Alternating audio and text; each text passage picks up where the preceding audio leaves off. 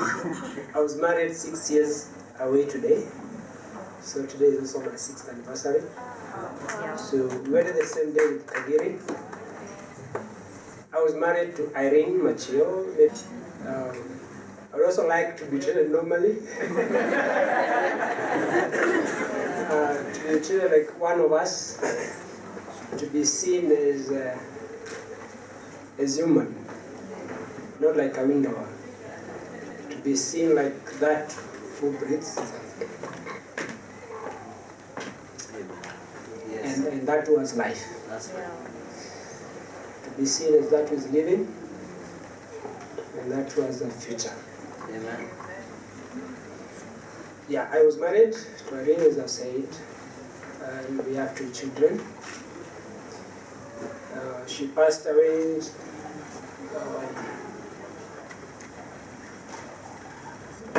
it's now 15 months ago.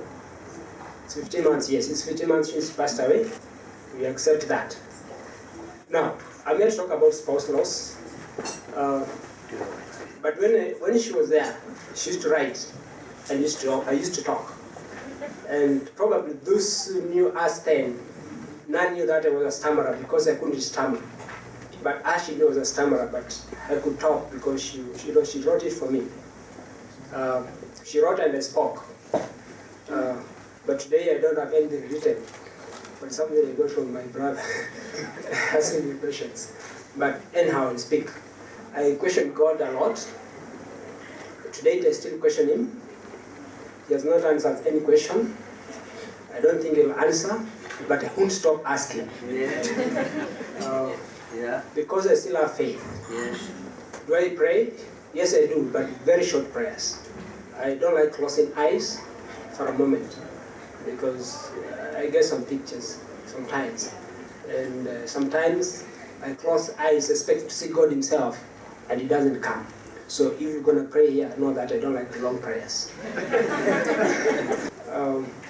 I still remember the calls I could get from the hospital because the date she was pronounced brain dead, which was on 2nd,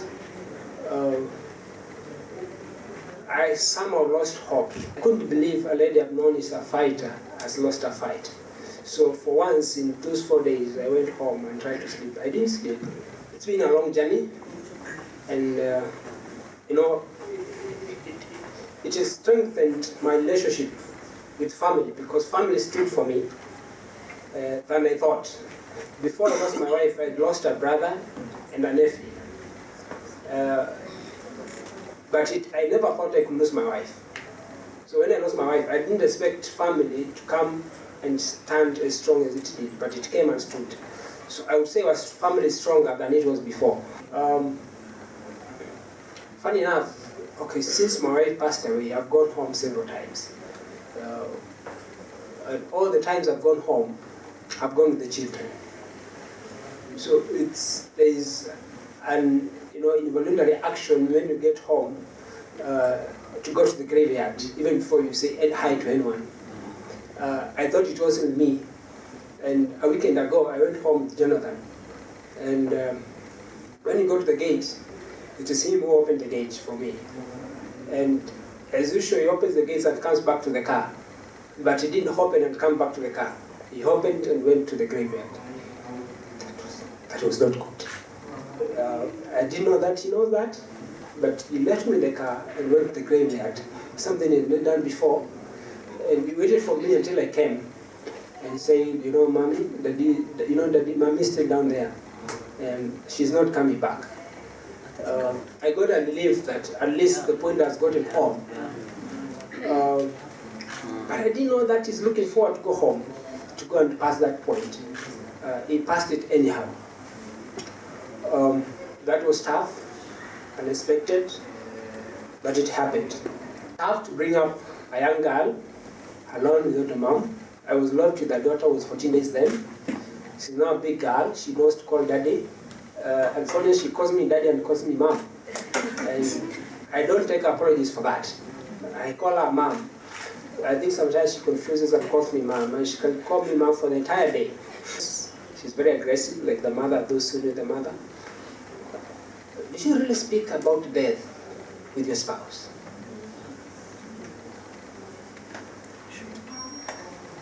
I don't know. I don't think many people do that. But I think it's the best thing. I remember me and Irene, we spoke about that occasionally. Irene asked me, now, if we die, what happens? I said, Jonathan will suffer, but I think we should write a will or something. Then that ended like that. Then after a week also, when we were going home, then, I asked her the question, now what will you do? She kept quiet and said, now what can I do? Then she asked me what will you do? I think we'd better die together, because I think I'll suffer. Then we argued. Actually, we argued on who should go first. Who should go first. And there you become personal. You start imagining if you are left alone, the suffering and what should you go through.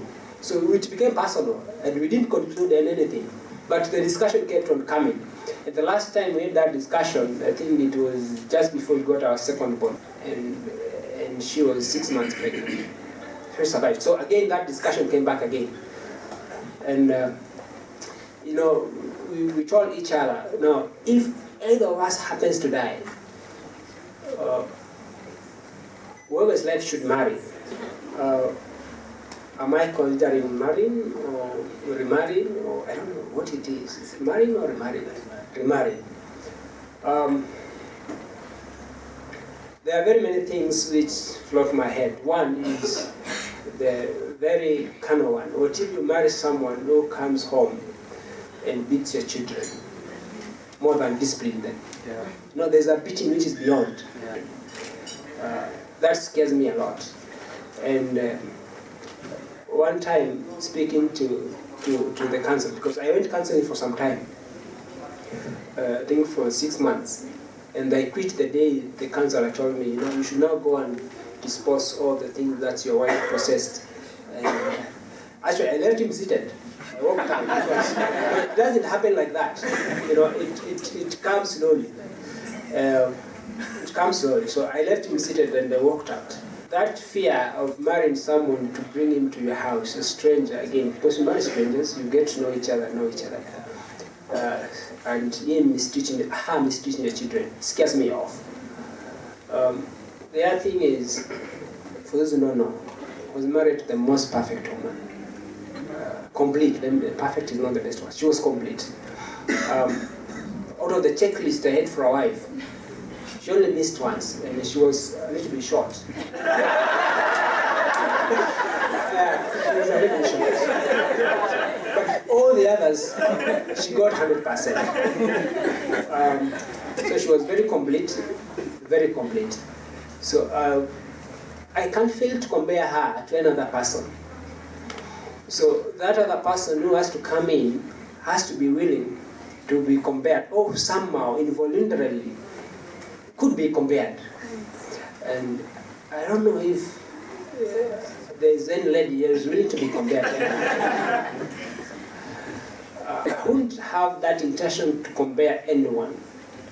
But if you tasted a sweet cake, if she bakes one which is not sweet, and she's a baker, you know this one is not good.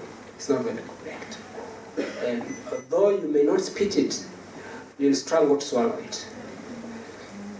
And you may have some wishes. So I still have to struggle out of that for me to remarry. And many others. Of course, the family accepting this new person. This family was used to this complete person. Now you bring another one. Now I'm a Busia person. So will this new wife, when I go to Busia as often as I do, will she be comfortable going there? No, it's very complicated. And now for the children, for Jonathan, who knew the mother very well, include names and the pictures and face, how will he compare himself to accept the other person? So you have to think a lot of things through. To answer the question, I think I'm started thinking, if I get answered some of these questions, it will be imperative and important to have a person by myself to help me bring up the children, and as a man also to hold me. We are very weak as men. Yes. Ladies get know that. Yeah. We are the weakest human beings. That's why God gave us a helper, Yes. a woman.